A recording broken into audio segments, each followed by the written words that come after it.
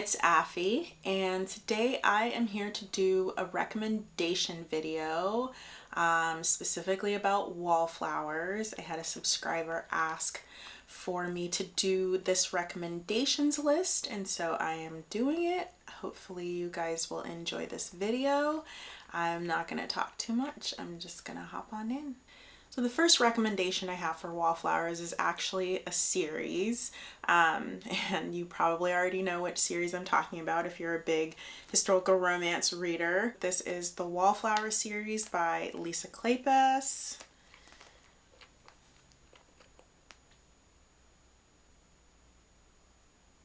In this series, we have 4 books, and I will just go through them in order. We've got Secrets of a Summer Night.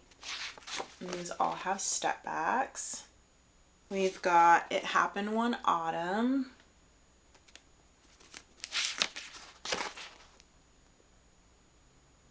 We've got Devil in Winter.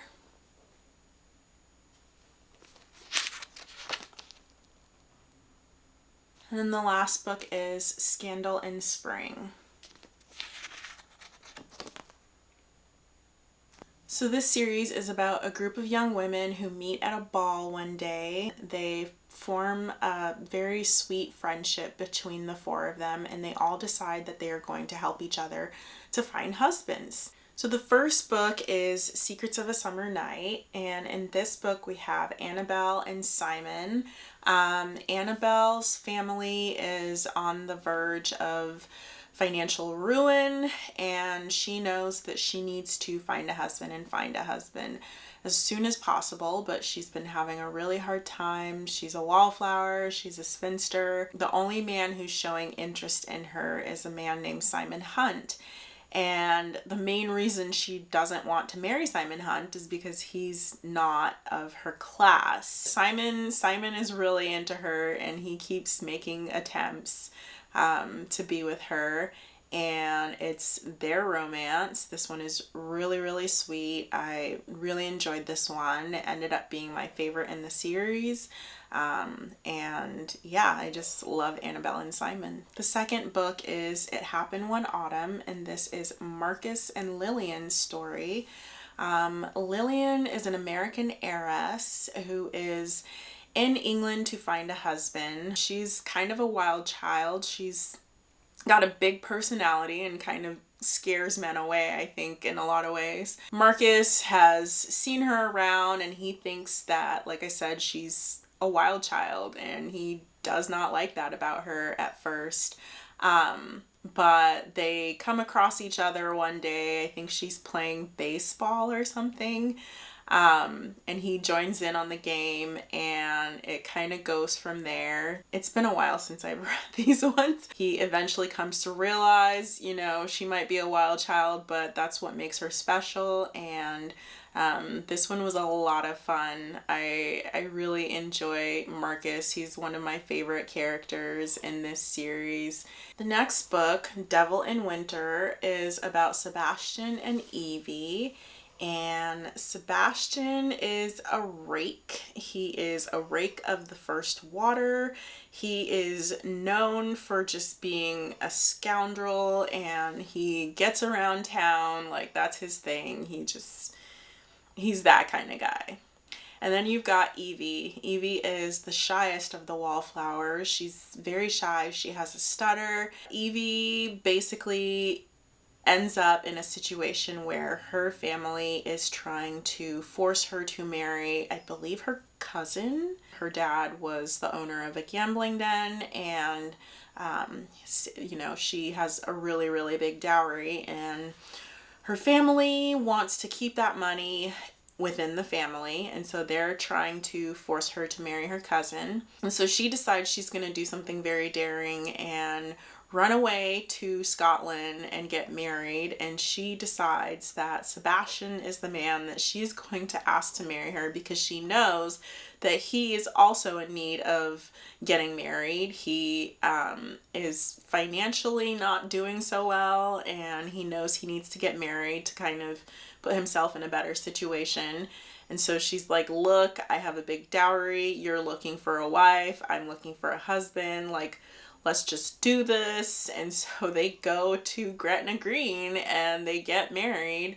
The rest is their story as a married couple. I really enjoy Sebastian. He's very witty and sarcastic, and he's got a really great sense of humor, so he's a fun character. I really enjoyed this book. This one gave me claustrophobia. They pretty much stay in the same building for the majority of the book, and I know most people don't care. But I was annoyed because I wanted a change of scenery. So it probably won't matter to you, but for me, I was annoyed. I was like, I need you guys to go to a ball or something, like go somewhere. So that was my only issue with this book. Otherwise, it's amazing. This is a classic. A lot of people love this book. This is most people's favorite book out of this series. So if you're going to read one book out of this series, I would say this is probably the one to read. The last book in this series is Scandal in Spring. And this one is about Daisy and Matthew. Daisy is actually the younger sister of Lillian, and she's the more quiet of the two sisters. She's a little bit more quirky and unusual, but she's very, very sweet, and her dad has always wanted her to marry Matthew Swift. Daisy she's the youngest of all the Wallflowers, and so it's been a couple years since the last Wallflower has gotten married, and so she's like in solid spinster territory at this point, and her dad is like, you gotta marry somebody, like why not marry Matthew? She and Matthew bump into each other and sparks start to fly, and this one is really sweet. I like Daisy because she's just kind of a sweetheart. And Matthew has always had a thing for her, and so it was nice to kind of see him woo her. This one is really, really cute. I really enjoy this one. So I have another series here about Wallflowers. This one is by Stacy Reed. This is the Sinful Wallflowers series. In this series we have, the first book is My Darling Duke. Then we have Her Wicked Marquess. And then the last book is A Scoundrel of Her Own. This series is about a group of friends who have decided that they are going to find sinful ways to find husbands. They are going to go out of the box with their thinking on how to get themselves husbands. And this one is definitely very interesting. You know, any book by Stacy Reed is going to be a good one, and all of these are amazing. So in the first book, My Darling Duke, we have Kitty and we have Alexander. And Kitty is, her family's kind of, they're not completely on the brink of ruin, but they're not doing so great when it comes to their financial pockets. And she really needs to get married to kind of help with the situation, and she's having a rough go at it. And so she decides that she's going to claim that she is engaged already. And she chooses a man who is a recluse and hasn't been in town in years, because she assumes, you know, if I pick somebody who's never been around, nobody's really going to ask any questions. They're just gonna take what I say and run with it. She basically does this for a while. She starts getting interviews because people are like, who's this young woman that's been that's gotten engaged to this recluse duke? And she starts like buying stuff on his credit. Like it starts to get a little out of hand. So one day he shows up at a ball and she's basically like, the end of my ruse is here. I'm totally not gonna get away with this. He basically tells her, you know, I am totally willing to go along with this ruse. If you come, stay with me, and we get to know each other. This is a Beauty and the Beast retelling, but this is a really, really good one, and a lot of people love this book. The second book, Her Wicked Marquess, is about Mary Ann and Nicholas. And Mary Ann has been betrothed by her parents to an older gentleman who is honestly almost her dad's age. Like he's old. Nicholas has been written about in the news as having slipped out of the window of a young woman's house, and she decides that she's going to say that it was her window that he was caught slipping out of, because she feels like if she can basically get her name ruined in society, then her parents won't make her marry this man that they're trying to force her onto. Instead, Nicholas shows up in her room one evening and is basically like, that was really cute what you did there, like saying that I was coming out of your room. Like, what was that all about? And she basically has to explain to him, you know, I'm trying to get out of an engagement. And then he starts coming to her room at night, and they start spending all this time together, hanging out. And unfortunately, her parents still want her to marry this older man, and so she has to find a new way of getting out of this engagement, because lying about him being in her room wasn't enough. So this one is a lot of fun. I really enjoyed all the time they got to spend together. This one's just super cute, and it made me smile so much. I really, really enjoyed this one. The third and final book in the Sinful Wallflower series is A Scoundrel of Her Own, and this book is about Ophelia, or Fifi, and Devlin Byrne. In this one, Devlin Byrne had saved Ophelia as a child from a carriage accident, and they kind of go their separate ways. And later on, when she is a grown young woman and a spinster in Wallflower, her parents basically tell her, like, we want you to marry somebody that you love, so we're not going to rush you to get married.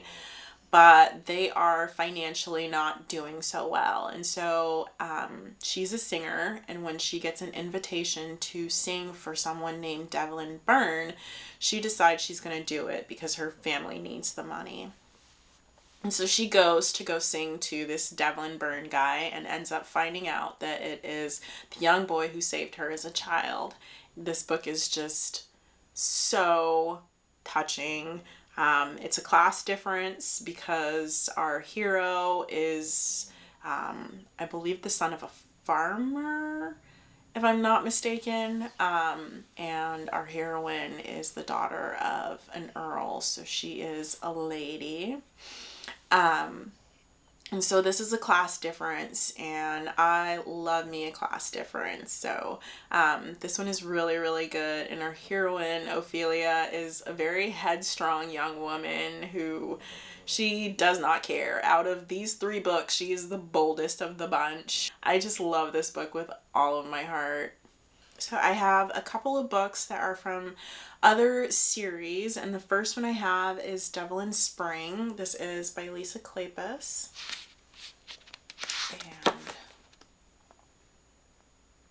And in this book, we have a young woman named Pandora Ravenel, and our hero's name is Gabriel St. Vincent.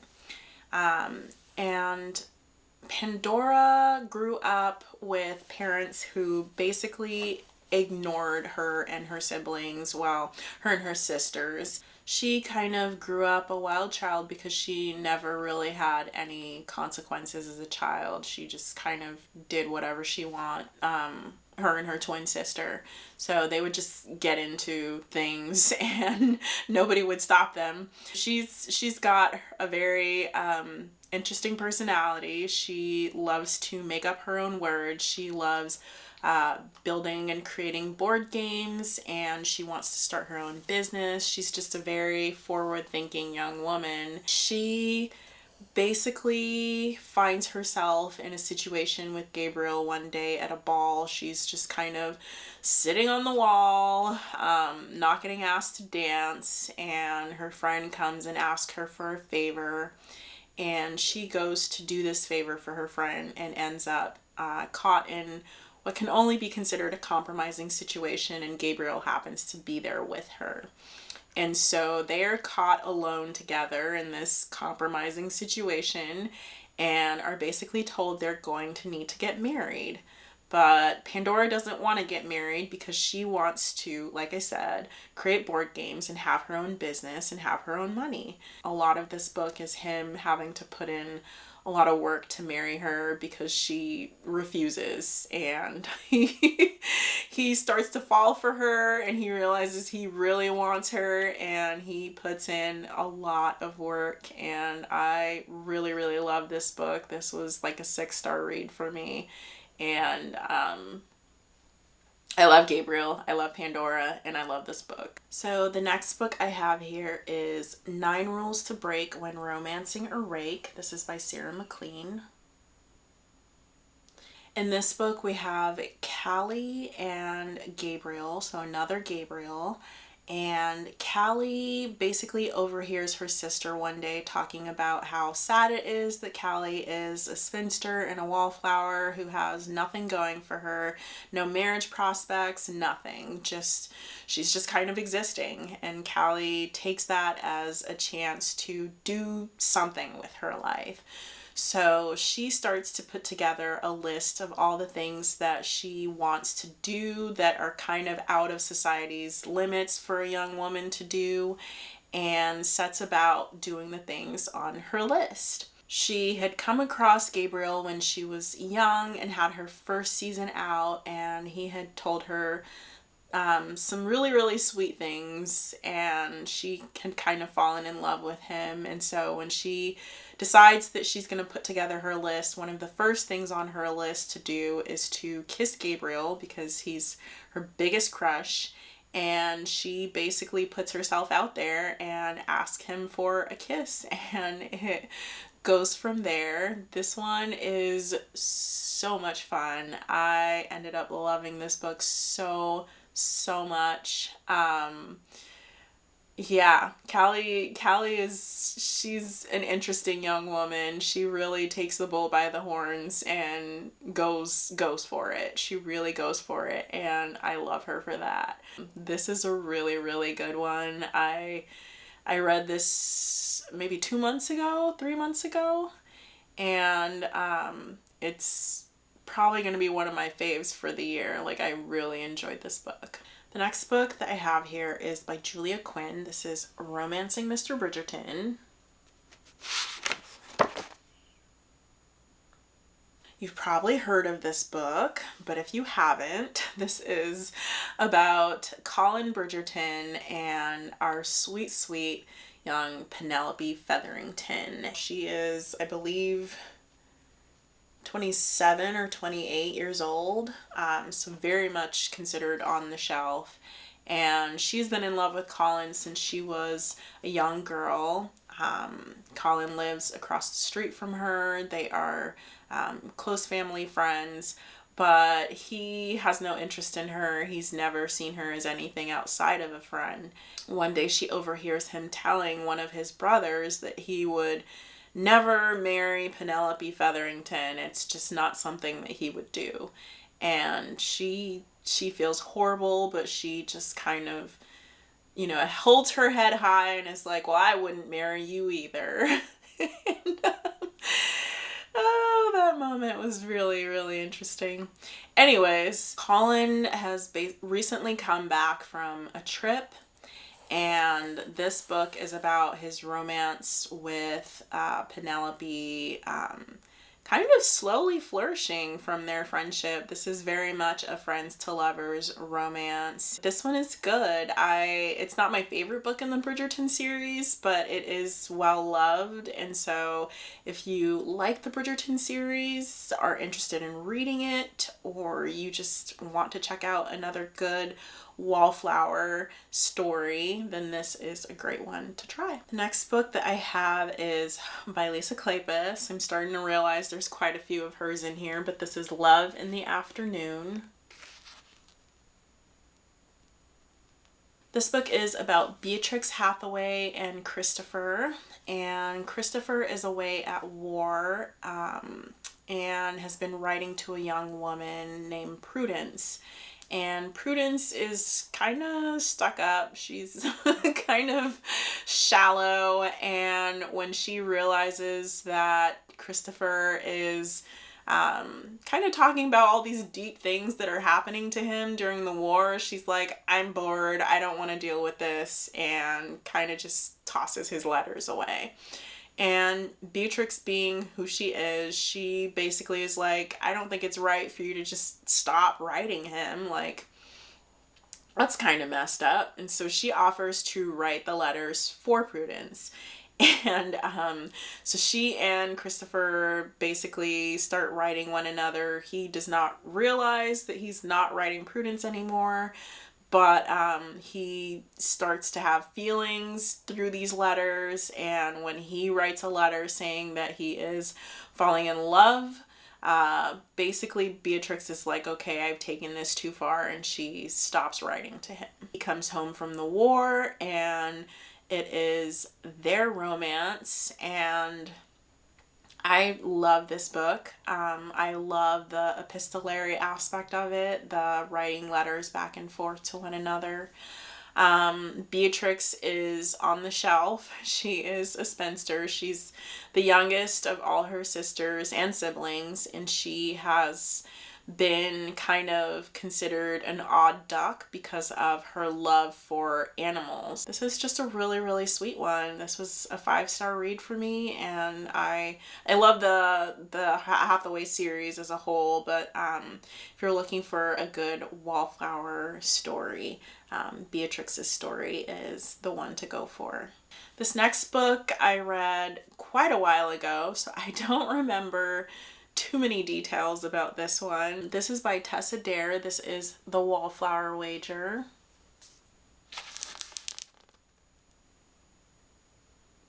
In this book we have Gabriel, another Gabriel, and Lady Penelope, another Penelope.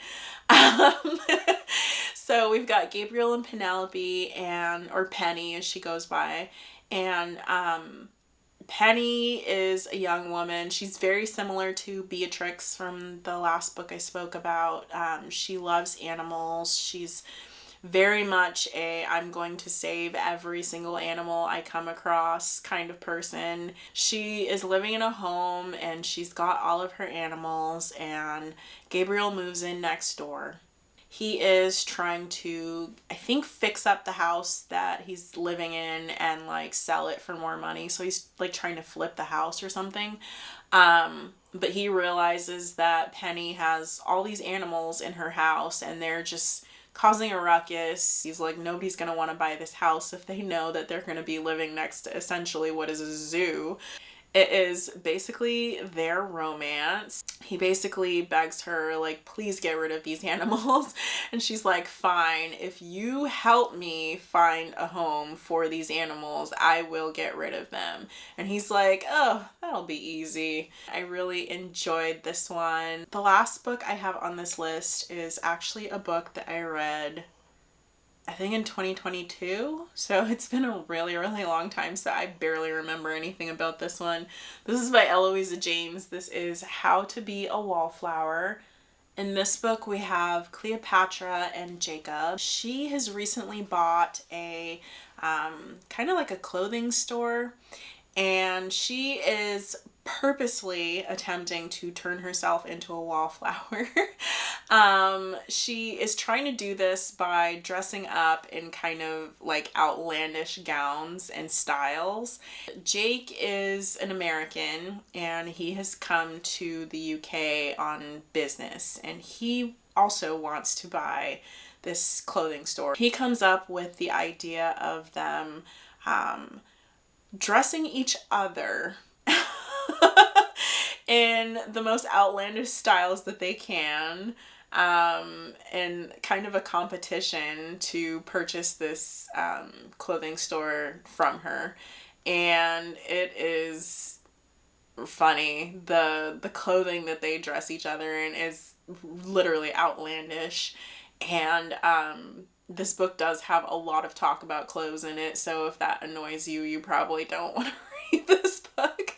But I found it entertaining. This one was really cute. I haven't read it in a really long time, so I don't remember details anymore. This series is called The Would-Be Wallflowers, and I believe there are 2 other books in the series, but I have not read those 2, which is why I didn't recommend this as a entire series.